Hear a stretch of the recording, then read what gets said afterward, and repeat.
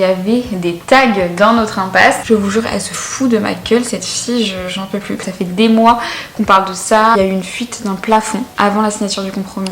Hello, bienvenue dans cette nouvelle vidéo. C'est la continuité de la vidéo que j'ai fait sur nos investissements. Je vous remets la vidéo sur l'écran si jamais ça vous intéresse pour comprendre un peu ce qu'on fait, tous nos projets, surtout toutes nos galères. Là aujourd'hui on est le 27 avril, on est revenu hier en Normandie. Alex est en train de faire les travaux, il est en train de faire une rambarde en bas puisqu'on a un petit escalier en fait avant d'arriver à la porte d'entrée du logement pour que ça fasse plus joli, que ce soit plus sympa. Donc là avant de commencer les visites, il restait ça à faire, la rambarde. Il faut aussi déblayer l'extérieur. Donc là dans la semaine il y a quelqu'un qui vient pour un peu débarrasser tout ce qu'il y a, donc il y a pas mal de végétaux, enfin des branches d'arbres. En fait on a un petit cabanon dans la cour, donc c'est une cour commune. Devant ce cabanon il y avait une espèce de grande butte avec un arbre qui poussait, et donc on a enlevé l'arbre, on a tout foutu dans le cabanon, et en fait on a enlevé la butte pour faire une place de parking, parce que du coup il faut qu'il y ait assez de place de parking pour tout le monde dans la cour commune. Tout ce qui était végétaux on avait tout mis dans notre cabanon, et donc là il y a quelqu'un qui va venir pour tout déblayer. En plus on est rentré hier du coup, et on a eu la magnifique surprise en arrivant de voir qu'en fait il y avait des tags dans notre impasse. On habite dans une impasse. Quand on arrive à gauche, on a donc la cour commune avec les différents logements, donc là on habite, et de l'autre côté en fait il y a des habitations en fait tout le long. En arrivant dans la cour, on voit qu'en fait il y a deux tags. Il y a un tag sur notre mur, c'est le mur extérieur donc ça va, et du coup juste en face, donc sur une des petites maisons, on voit un autre tag, un peu le même, et sauf que là il y a écrit fuck à côté de ce tag avec une flèche. On voit ça, on est ravis, on se dit bah génial, pile au moment où on doit faire des visites, on arrive, on n'a jamais eu de problème comme ça avant, ça fait quoi 2-3 ans qu'on a ce bien, on n'a jamais eu de problème, et là super, un énorme fuck, donc ça va être génial pour les visites. On se dit franchement j'étais dépitée en arrivant hier, j'étais vraiment saoulée. Je crois qu'ils ont trouvé qui avait fait ça, c'est des jeunes, je crois qu'ils ont 14 ans, qui ont fait des tags un peu partout dans la ville, donc il n'y a pas que dans notre impasse, ils en ont fait sur des bâtiments publics aussi. Par contre il n'y a que sur le mur des voisins où il y a écrit fuck avec une flèche, donc on s'est demandé si c'était pas visé, si peut-être les voisins, bon c'est des personnes âgées mais je sais pas s'ils ont fait un truc ou quoi, mais c'est trop bizarre qu'il y ait que là. Nous on a décidé de pas porter plainte parce que les bâtiments publics ils ont déjà porté plainte, on va juste recouvrir le tag, comme c'est un mur en béton, voilà il suffit juste de recouvrir avec du béton, c'est pas très compliqué. On est quand même allé demander aux voisins ce qu'ils allaient faire, ils vont pas recouvrir parce qu'ils ont porté plainte, en plus ils sont locataires donc le propriétaire doit porter plainte, ça va prendre je pense plusieurs mois avant que ce soit recouvert, mais en tout cas ça va pas être recouvert tout de suite, donc on était dégoûtés. C'est comme ça, toujours des imprévus je vous dis, hein. J'ai pris en photo que le tag qui est au niveau de chez les voisins, mais celui qui était de notre côté il ressemble, c'est juste qu'il n'y a pas le feu.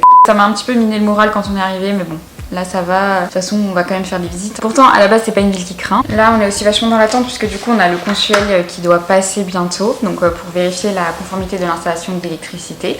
Donc ça nous stresse un peu j'avoue. Et après il y a Enedis qui est censé passer donc pour installer les compteurs. Donc voilà, ça normalement tout va se faire là au mois de mai, donc petit stress. C'est vachement le rush en ce moment, nos allers-retours, les travaux de l'appartement, donc vivement que ce soit fini. De toute façon au mois de juin on retourne dans le sud pour un mois, donc ça va nous faire du bien, mais avant il faut vraiment qu'on ait tout finalisé avant de partir, donc là ça va parce qu'on a le temps quand même. Aujourd'hui on est le mardi 29 avril. Je vous avoue que hier j'ai très mal dormi. Là je suis fatiguée parce que je pensais trop à tout ce qu'il fallait faire dans nos différents biens, pour nos différents projets. Ça me paraît tellement une montagne encore. J'étais trop stressée, donc j'ai dû m'endormir vers 2h du matin alors que je me suis couchée à 22h30. Donc là je suis fatiguée. On est le 29, la locataire elle est censée payer la deuxième échéance avant le 30 et j'ai toujours rien, donc ça me saoule. Mais bon voilà, j'attends demain, et en fin d'après-midi demain je lui rappelle que l'échéance doit être payée avant demain. C'est chiant, mais bon, c'est comme ça. Là ce matin j'ai bossé sur ma formation, ça me prend beaucoup de temps vu que j'ai commencé formation d'assistante de direction. Hier on a eu le diagnostiqueur qui est venu pour nous faire le DPE, le diagnostic amiante et le diagnostic plomb, donc on devrait les recevoir la semaine prochaine. Le logement serait en D, donc c'est cool. Demain on a l'agent immobilier qui revient pour prendre des photos de l'appartement et pour qu'on signe le mandat pour enfin pouvoir le mettre en vente. À la base on voulait qu'il vienne la semaine prochaine pour avoir le temps de finaliser des petits détails, parce que par exemple l'extérieur n'est pas finalisé, la cour, et donc on voulait que ce soit vraiment nickel, sauf que jeudi prochain il pleut, donc on se dit que pour les photos c'est mieux un jour où il fait beau. Là ma mission aujourd'hui ça va être de ranger l'appartement parce que nous on veut quand même que ce soit un peu neutre, donc ranger un peu toutes nos affaires pour les photos. Là je vais commencer aujourd'hui, je pense qu'il y a des choses que je ferai demain, genre la salle de bain, la cuisine, bah ça je le ferai demain vu qu'il vient demain après-midi, mais par exemple la chambre je vais commencer à ranger, à nettoyer. Après j'ai du montage à faire aujourd'hui, et il faut aussi que j'appelle Enedis, là je vais le faire maintenant parce que là là, pour ce bien là, en Normandie, c'est bon. Enedis, ils doivent juste nous donner un rendez-vous pour les travaux. Sauf que dans l'autre bien qu'on a, on a aussi un devis avec Enedis qu'on a signé en février. J'en avais parlé dans la vidéo précédente. Toujours pas de nouvelles en fait. Et donc on a un chargé de projet qui ne répond pas aux mails, qui ne répond pas aux messages. Donc c'est relou. Je vous jure que j'en ai marre de faut toujours revenir derrière les gens quand tu veux quelque chose. Enfin, pour plein de trucs, t'as toujours l'impression de courir derrière les gens, de perdre du temps à relancer, c'est super chiant. Enedis service client entreprise, bonjour. Nous vous informons que la conversation est susceptible d'être enregistrée. Bonjour, je vous appelle car j'aimerais suivre un dossier de raccordement. Donc vous avez pas de nouvelles, c'est ça? Non, bah, en fait j'ai appelé hier parce que du coup on a les coordonnées du chargé de projet, mais sauf qu'on n'a pas de retour depuis un moment. Pourquoi il répond pas? Sinon on va passer par ailleurs. C'est juste savoir où ça en est. Il est en ligne, je suis en train de leur parler en direct. Je pense qu'il est en train de m'écrire un roman. J'ai effectué un rendez-vous il y a 2 semaines avec le prestataire, je dois l'appeler prochainement. Donc il va vous appeler, mais je lui demande quand même toujours en cours. C'est qu'à mon avis, là, lui, il a pas de réponse aussi. Il va beaucoup appeler le séminaire. Je dois pas prendre son téléphone. Parce que nous, on est des intermédiaires, c'est pas nous qui allons vous donner la réponse. Oui, bien sûr. Et là, ça m'agace beaucoup aussi. Là, il faut qu'il m'écrive, il aurait dû vous appeler. Je vais les contacter. Bon, bah, il va vous recontacter. Ok, bon. Alors, j'aime pas ça, non plus de faire ça. Enfin, on oblige de les presser. Mais... Voilà, bon, ça va, le mec était quand même saoulé aussi comme moi, mais ouais, je comprends pas pourquoi il n'y a pas de réponse au mail qu'on a envoyé en avril, 17 avril, là on est le 29 avril, ça fait 10 jours. Hier on a appelé, pas de réponse, juste savoir où ça en est en fait, que ça avance, parce que là ça fait 2 mois et que bah, on aimerait bien avoir des dates pour pouvoir déterminer les travaux qu'on doit faire avant que eux puissent venir faire les travaux. Espérons qu'ils nous recontactent cette fois, à force d'insister. Du coup, on a reçu un appel d'Enedis et en fait j'ai cru que c'était le mec qui nous appelait et là j'entends une voix féminine et je me dis trop bizarre et elle dit c'est machin d'Enedis. Donc je me dis bon bah ils ont changé de chargé de projet peut-être et en fait non, ils n'ont pas changé de chargé de projet, c'est que c'était la chargée de projet pour ici en fait. Du coup vu qu'on est sur 2 dossiers Enedis entre ici et notre autre bien, donc là elle nous appelait pour nous donner une date de pause du compteur. Donc c'est trop cool, donc enfin il y a plusieurs étapes de travaux, donc ça va être mi-mai et fin mai, donc trop bien. Ça c'est cool. Et le consuel pour valider l'installation de l'électricité qui est avant, ça va être entre le 11 et le 15 mai. Donc on espère que ça va être validé parce que sinon c'est chiant. Surtout que nous on doit partir fin mai. Donc écoutez, on verra. Ok, donc déjà là je vais mettre toutes les boîtes qui sont là sous le lit. Juste pour que ça se voit pas en fait, tout simplement pour que ça fasse moins bazar. Regardez, c'était dans mon truc à souvenir. Ça, c'est la robe que je portais au mariage de mes parents. On avait la même avec ma soeur. Je crois qu'elle l'avait en violet un peu plus foncé. Ça, c'est un souvenir à garder. Et puis, si un jour j'ai une fille, peut-être que je lui ferai porter la robe ou au moins faire une photo avec si elle veut pas la porter parce que c'est plus trop à la mode.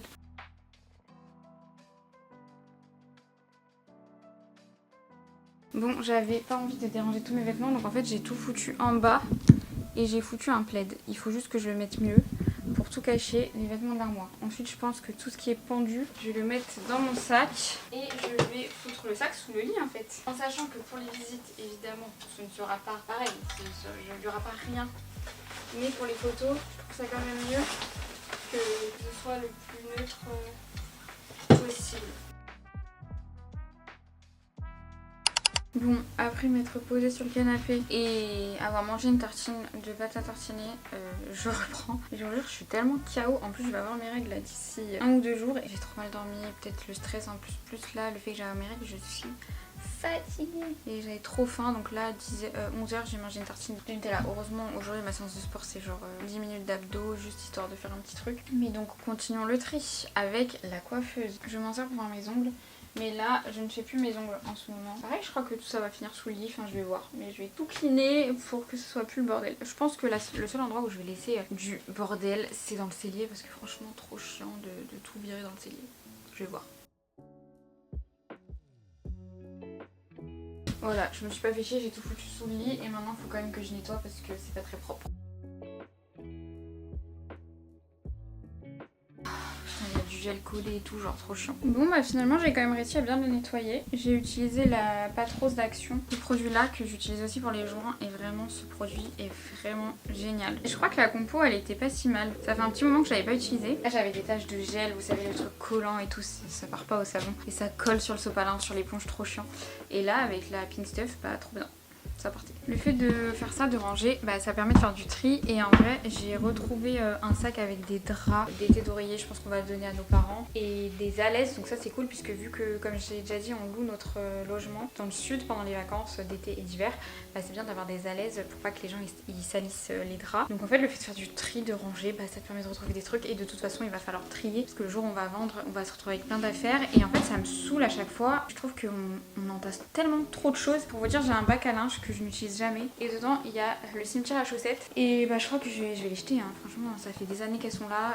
Elles ont jamais retrouvé leur père. Je pense que ça sert à rien de faire une collection. Donc ça, je vais jeter. Voilà, c'est l'occasion de trier. La mezzanine, c'est bon. Il faudra juste que je passe un petit coup d'aspi. Dès qu'Alex aura terminé de mettre la lumière, je sais pas si on voit, il y a un trou. Et après, la chambre, moi j'ai fait toutes mes affaires. Donc lui, il reste sa valise. Et vu que je suis un peu petite pour aller en haut, bien ranger en haut. Et on sera déjà pas trop mal. Je préfère m'avancer parce que demain, je pense que ça va être...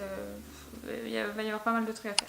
Là il est 14h27, j'ai fait un petit peu de montage, je fais une petite pause vite fait 5 minutes. Figurez-vous que le fameux chargé d'affaires Enedis nous a rappelé avant manger, donc vraiment j'étais trop contente. Il nous a pas rappelé tout de suite, donc je me suis dit il va pas appeler, ça avance parce que vraiment je déteste stagner. Et du coup on a un rendez-vous fin mai avec la personne qui va gérer les travaux pour qu'elle nous dise ce qu'on doit faire comme travaux avant qu'il puisse passer les compteurs. Donc trop bien, je suis contente que ça avance, c'était pas compliqué. Donc quoi, le forcing ça marche des fois, mais je vous jure c'est fatigant de devoir courir après les gens, mais pas le choix. C'est comme on a un projet qu'on aimerait faire depuis plus d'1 an, c'était en mars 2025, c'est un projet qu'on veut faire. Donc je parlerai peut-être s'il se fait, mais bon pour l'instant il n'y a rien qui avance. Et pour que ce projet se fasse, il faut voir avec la mairie. Ça n'avançait pas, enfin c'est très long les délais, on comprend pas ce qu'ils font, c'est fatigant, ça a changé d'interlocuteur, il se passait pas le mot entre eux, enfin rien qui va. En plus du coup il y a eu les élections municipales cette année, donc le projet maintenant on retourne à zéro, puisque c'est une nouvelle équipe. J'ai voulu rencontrer la nouvelle personne qui s'occupe du domaine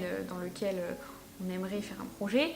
Et elle m'a pas répondu, elle est pas là souvent, ça va être compliqué.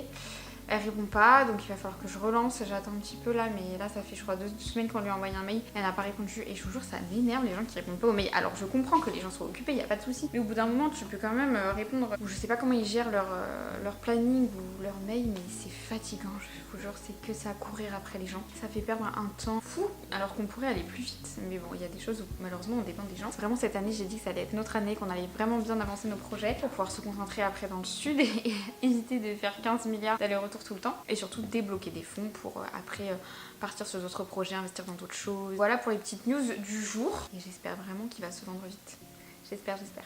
On est jeudi, il est 10h17 déjà, et donc là ce matin on a continué le rangement. La chambre, on est plutôt pas mal. J'ai aspiré, il me restera juste à laver et à bien refaire le lit parce que là j'ai fait vite fait. Mais c'est tout propre, tout clean. Là, il n'y a plus rien à part le truc en bas là, donc très bien. En haut c'est rangé. Le coin coiffeuse aussi, donc c'est bon. Et je me suis aussi attaquée à la salle de bain ce matin. Et cet après-midi ça sera cuisine et salon. Tout enlevé. Donc dans la douche on n'a plus rien, plus de savon, rien. Même ici, voilà j'ai tout enlevé. Il faudra juste que j'enlève le papier toilette au dernier moment. J'ai juste mis les serviettes pour recouvrir les trucs et tout le reste j'ai foutu au fond. Là on est pas mal, je suis en train de voir que j'ai encore des traces sur le miroir. Ah oui, et du coup pour cacher les trucs, je vous ai pas montré. J'ai caché plein de trucs dans le bac à linge. Autre endroit où j'ai caché, c'est la table basse. Parce qu'on a une table basse qui peut s'ouvrir, donc très pratique. Ça y est, là on a tout rangé. Il est 14h34, l'agent arrive à 15h. Donc je vais en profiter pour vous montrer l'appartement tout clean, tout vide. Vu que dans la dernière vidéo je l'avais montré, mais il y avait encore quand même un petit peu de bordel. Même si là il y en a toujours un petit peu, mais c'est beaucoup mieux que la dernière fois.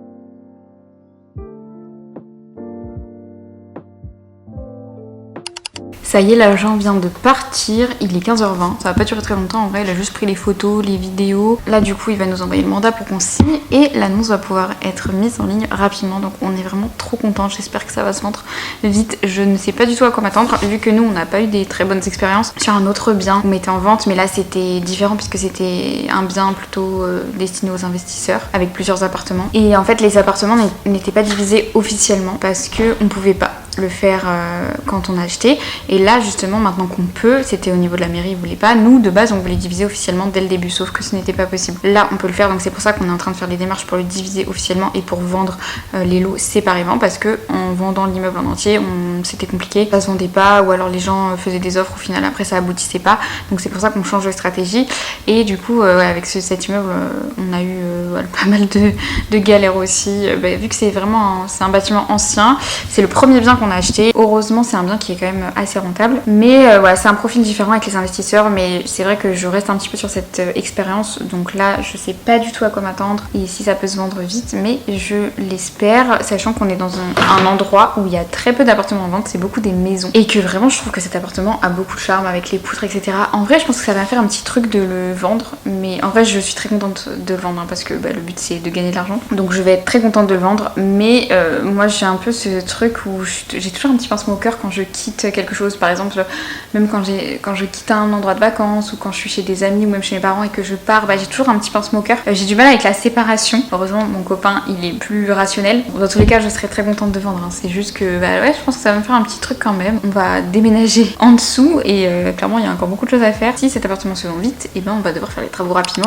Hello! Aujourd'hui on est lundi, nouvelle semaine, on est très exactement lundi 4 mai. Donc les débuts de mois c'est toujours un petit peu stressant puisque c'est le moment des paiements des locataires. Là ça va, je suis pas tant stressée, donc je suis contente. Je reviens toujours à ma locataire qui me doit encore des sous et qui est censée payer avant le 30 de chaque fin de mois, là jusqu'au mois de juin, pour régulariser les impayés qu'elle a de l'année dernière. Je lui ai envoyé un message le 30 le soir, puisqu'elle avait de base jusqu'au 30 pour payer, et elle m'a dit qu'elle n'avait pas encore été payée, qu'elle serait sûrement payée début mai et qu'elle me tenait au courant. Donc je n'ai pas encore été payée, en plus il y avait le 1er mai le vendredi là. Donc écoutez, j'attends je pense autour du 7 mai, lundi le 4, jeudi je pense, je vais attendre jeudi et je vais la relancer, parce que je lui ai demandé en fait une date d'estimation et elle m'a dit qu'elle savait pas, qu'elle serait payée début mai, enfin bref, donc je n'ai pas encore été payée, mais bon, je vais attendre un petit peu. Sinon au niveau des autres locataires, vu que du coup là pour l'instant on a 3 locataires, il y en a toujours un qui paye parfaitement début de mois, on n'a rien à lui dire, ça fait 3 ans qu'il est là. Il y en a un qui est en intérim, donc lui il paye autour du 12, donc lui c'est normal qu'il n'ait pas payé. Et il y en a un deuxième là, celui qui est arrivé au mois de mars, qui a déjà payé un premier loyer, qui lui il a pas encore payé, donc bon, dans tous les cas je lui laisse jusqu'à demain avant de le relancer, mais bon ça devrait aller, voilà. Mais c'est vrai que le début de mois quand t'as des locataires c'est toujours un petit peu le moment où t'es en mode bon j'espère qu'ils vont bien me payer, que je vais pas devoir batailler pour récupérer mes sous, mais bon là ça devrait aller. Aujourd'hui on est vendredi 8 mai. Petits updates par rapport à mes paiements, toujours ça. Les locataires comme j'ai dit doivent payer avant le 5 de chaque mois. Le 5 le nouveau locataire n'avait pas payé le loyer, donc on lui a envoyé un message pour lui dire et pour qu'il régularise, donc il a payé. Donc c'est bien. Mais ce qui est chiant encore une fois c'est toujours de devoir courir derrière les gens pour qu'ils fassent les choses. Je vous jure ça c'est un truc qui m'insupporte. Je sais que je le répète tout le temps mais vraiment c'est super chiant. Le principal c'est qu'il est payé. Et concernant mon ancienne locataire, en plus c'est le même logement, elle avait le même logement, qui du coup me doit encore 3 échéances pour ses impayés de l'année dernière. Je l'ai relancé du coup le 30 avril puisqu'elle devait payer le 30 avril. Elle a dit qu'elle n'a pas eu sa paye, ça je l'ai peut-être dit. Donc ça c'était le 30 avril, donc hier on était le 7 mai, donc une semaine après ces messages, je me suis dit je vais renvoyer un message parce que là ça fait assez longtemps. Et donc je lui ai dit hier soir bonjour, où en êtes-vous, car nous sommes le 7 mai et je n'ai toujours pas reçu votre paiement. J'ai vu qu'au bout de 10 minutes elle avait vu le message parce que je vois l'accusé de réception et elle n'a pas répondu à mon message. Encore une fois elle adore faire ça, je vous jure elle se fout de ma gueule cette fille, j'en peux plus. Donc écoutez là je lui laisse jusqu'à demain et demain je vais la relancer en disant que si j'ai pas vu que j'ai pas de nouvelles, j'ai pas de paiement ni de retour à mon message, je vais devoir si j'ai pas de retour lancer la procédure. Enfin je vous jure à chaque fois il faut menacer les gens, ça m'énerve, j'ai pas envie de faire ça, mais pas le choix parce que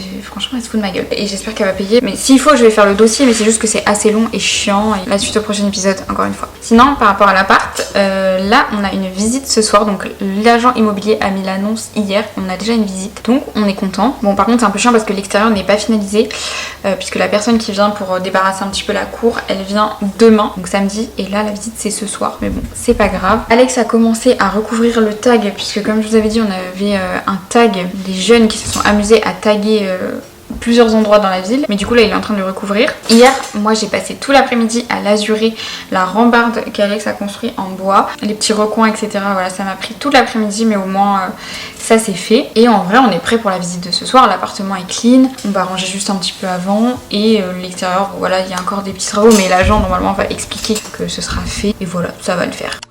Aujourd'hui on est le 16 mai déjà, il y a pas mal d'updates. Déjà ma locataire qui paye pas, toujours elle. Je sais plus où je m'étais arrêtée, mais du coup elle avait pas répondu à mon message du 7 mai qui disait que j'avais pas reçu le paiement, sachant qu'elle m'avait dit qu'elle recevrait sa paye début mai. 2 jours après, le samedi, j'ai envoyé un message comme quoi j'ai aucun retour, aucun règlement, aucune proposition de solution, parce que c'est surtout ça en fait. Elle ne paye pas, mais elle ne propose pas de solution non plus. Je lui ai dit que je lui ai laissé suffisamment de délai, sachant que l'échéancier a été validé au niveau des dates ensemble, et que sans réponse ni régularisation, je vais devoir reprendre la procédure de recouvrement. Donc j'ai vu qu'elle avait vu le message très rapidement, elle a pas répondu tout de suite. Ensuite elle m'a dit qu'elle était désolée et qu'elle était gravement malade, et qu'avec son père ils essayaient de trouver une solution pour tout payer d'un coup. Est-ce qu'elle est vraiment gravement malade? Est-ce que c'est vrai? Est-ce que c'est faux?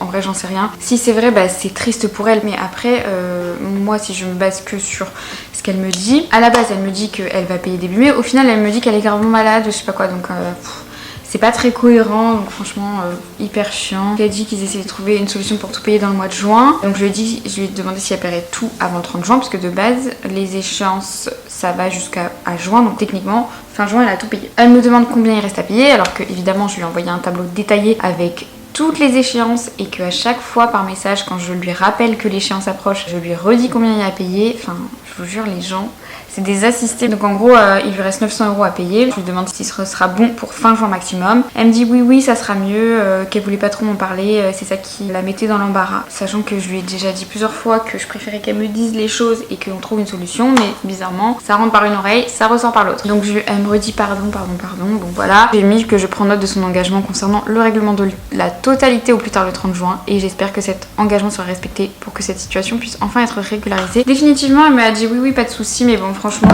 je sais pas à quoi m'attendre.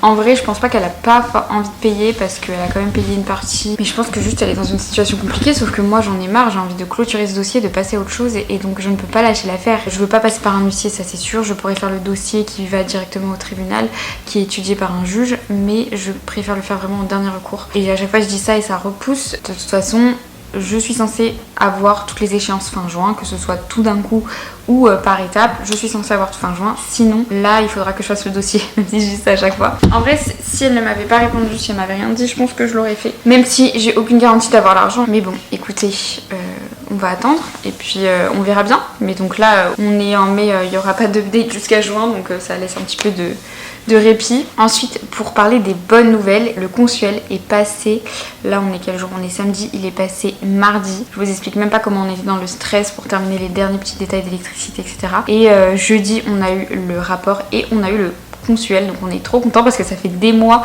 qu'on parle de ça, parce que c'est un peu flou de savoir quels sont les critères qui font que il y a un refus ou qu'il n'y a pas de refus. Ça peut dépendre des inspecteurs, il n'y a pas vraiment de notice hyper détaillée qui explique qu'est-ce qui constitue un refus ou pas. Donc on était quand même assez stressés et finalement on l'a eu, donc on est vraiment trop content, sachant que Enedis vient poser les compteurs là la semaine prochaine, donc il fallait vraiment qu'on ait le consuel pour avoir de l'électricité, même si après nous on part, on voulait quand même que ce soit réglé puisqu'on revient qu'en juillet. Donc on est vraiment trop contents. Ça c'est une grosse étape de fête et vraiment ça nous a soulagés. Là on est samedi et nous on part jeudi prochain, il reste plus grand chose à faire. Là Alex est en train de terminer l'extérieur, donc de bien tout regravillonner pour que ce soit propre. Autre bonne nouvelle, c'est que on a eu une autre visite. Alors j'avais dit qu'on avait une visite, donc c'était le jour où l'annonce a été mise en ligne, et bon on n'a pas eu de retour plus que ça. L'agent nous a dit que la personne voulait voir d'autres appartements, voilà, et ensuite on a eu une deuxième visite mercredi. C'était mercredi de cette semaine. On était dégoûtés parce qu'il pleuvait, donc quand il pleut ça assombrit vachement l'appartement, donc on s'est dit bon la personne ne va pas acheter. L'extérieur était pas du tout fini, il y avait des énormes sacs de gravier devant dans la cour. On s'est dit bon allez c'est une visite qui compte pas, mais bon pourquoi pas. Ça a pas duré très longtemps, l'agent nous a dit que la personne était intéressée, qu'elle voulait juste refaire la peinture, donc en vrai quand c'est que ça c'est positif. Et au final, dans l'après-midi, l'agent nous a rappelé, il nous a dit que la personne avait fait une offre, donc on était vraiment super contents. Et en fait, donc il y a l'appartement et il y a à côté le toit d'un des garages qui peut être aménagé en terrasse. Je l'avais déjà dit, mais nous on avait déjà aménagé en terrasse. Si je retrouve des photos, je les mettrai. Et en fait, il y a eu une tempête il y a 2 ans, ce qui fait que ça a tout détruit parce que nous on n'avait pas fait une terrasse assez solide, sachant que c'est en Normandie, qu'il y a du vent et que c'est en hauteur. Tout s'est arraché, voilà, nous on a fait nous-mêmes, donc c'était pas un truc hyper solide. En soi, on peut quand même faire une terrasse, je pense, c'est juste qu'il faut vraiment bétonner assez haut et que ce soit solide. Avec ce toit terrasse, on hésitait soit à refaire un logement, parce qu'en soi, on pouvait faire un logement, je crois, de 40 mètres carrés, soit à le vendre avec l'appartement. Le but, c'était pas de rajouter que 2 ou 3 000 euros pour le vendre avec l'appartement, ça vaudrait pas le coup. L'agent a quand même fait visiter le toit qui peut être aménagé en terrasse, et la personne, finalement, elle a fait une offre pour l'appartement et la terrasse, une offre qui nous convenait, et l'agent nous a même dit qu'il pouvait aller chercher un petit peu plus haut. Donc franchement, j'étais étonnée parce que lui, sa com, elle ne change pas quel que soit le montant. Et en fait, il a quand même fait en sorte de nous avoir une offre, c'était quoi, peut-être 4 000 euros plus haute, mais quand même, c'est toujours ça. Sachant que les frais d'agent, c'est 5 000 euros, bah du coup, ça paye quasiment les frais d'agent. Donc franchement, on était trop contents, et au final, le soir, on a reçu une offre signée du coup de la part du futur acquéreur, et on était trop contents. Et en fait, on s'y attendait pas parce que ça faisait une semaine tout pile, ou même pas une semaine, qu'elle avait été mise en ligne. Donc nous, on s'attendait à ce que ça prenne 2-3 mois peut-être. Mais là, deuxième visite et une offre. Alors, on est content, mais on saute pas non plus de joie parce que on sait qu'une offre, ça veut rien dire, que c'est facile de retirer une offre sans avoir de conséquences financières. On a un autre bien, donc un petit immeuble de 4 appartements qu'on a déjà essayé de vendre 3 fois. 3 fois, on a eu des offres et 3 fois, ça n'a pas abouti. Donc c'est pour ça qu'on prend un peu de recul vis-à-vis de la situation, et je me dis que quand le compromis sera signé, ce sera quand même un petit peu plus officiel, parce que les 3 offres qu'on avait eues, la première, il y a eu une fuite d'un plafond avant la signature du compromis, donc on était dégoûtés au niveau des communs dans l'immeuble, qu'on a réparé bien sûr, mais bon, forcément ça donne pas envie, ce que je peux comprendre. Donc ça, c'était la première offre refusée. Ensuite, deuxième offre, le mec fait une offre et on demande quand est-ce qu'on va signer le compromis, et en fait le mec dit qu'il se barre en vacances pendant 3 mois. Donc en fait, nous on était bloqués pendant 3 mois, on ne pouvait rien faire, on ne pouvait pas faire visiter le bien parce qu'on avait accepté l'offre, et c'est pour ça qu'il faut faire très attention, et on a appris nos erreurs. Et maintenant, quand on signe une offre, on met un délai, donc l'offre elle est valable 2 mois, 3 mois, ça laisse le temps de signer le compromis, mais au bout de 2 ou 3 mois, en fonction de ce qui est écrit, l'offre n'est plus valable, et ça permet de se protéger parce que sinon, en fait on est bloqué. Et là c'était le cas, on était bloqué, et au final, au bout de 2 mois, il s'est désisté, donc on était dégoûtés parce qu'on avait perdu du temps. Et la troisième offre, en fait, il a annulé la veille du compromis, vraiment la veille du compromis. C'est à partir de ce moment-là qu'on s'est dit, bon, là il faut qu'on fasse quelque chose, on n'arrive pas à vendre l'immeuble en entier, donc on va vendre chaque appartement séparément, et en attendant on s'est concentré plus du coup sur ce bien là où je suis. Voilà, tout ça pour dire qu'une offre c'est bien, et que vraiment on est hyper content, et on pensait pas que ça prendrait aussi peu de temps, mais qu'à la fois on se dit, bon voilà, tant que le compromis n'est pas signé, même tant que l'achat final n'est pas signé, voilà, il peut toujours se passer des choses. Mais déjà, une fois, comme j'ai dit, que le compromis est signé, ça avance quand même la procédure, et c'est plus compliqué de sortir de ça. Enfin, plus compliqué, oui, quand même un petit peu plus compliqué, alors qu'une offre, il suffit de dire bah non, finalement je retire l'offre, et voilà. L'agent, en fait, il a fait visiter, après il partait en vacances, donc là il est en vacances pendant une semaine, donc pour l'instant on n'a pas de retour, on a juste reçu l'offre qu'on a signée, et donc on va voir ce qu'il en est par la suite, en essayant de faire en sorte que le compromis soit pas dans trop longtemps, même sinon on repart, on fera une procuration, et puis voilà, on avance petit à petit. Et le plus important, c'est vraiment que l'électricité ait été validée, Enedis va venir poser les compteurs, on a une offre, donc on est content. Là on va pouvoir repartir et profiter du mois de juin dans le sud sans être trop préoccupé par le logement, sachant que voilà, si l'offre n'aboutit pas, l'agent pourra toujours refaire des visites, mais j'espère vraiment qu'elle va aboutir et qu'on va aller au bout. Bon, je me rends compte que j'ai complètement oublié de faire une conclusion à cette vidéo. Là, on est actuellement le 16 juin. Écoutez, on n'a toujours pas signé le compromis parce que il manque toujours des documents. Le temps que le notaire modifie le règlement de copropriété, etc., ça prend du temps. J'espère que ça va pas prendre trop de temps, mais voilà où on en est pour l'instant. Et de toute façon, je donnerai des updates dans une prochaine vidéo. En tout cas, j'espère que la vidéo vous a plu. Si c'est le cas, n'hésitez pas à aimer et à vous abonner. Et moi, je vous dis à bientôt dans une prochaine vidéo. Ciao!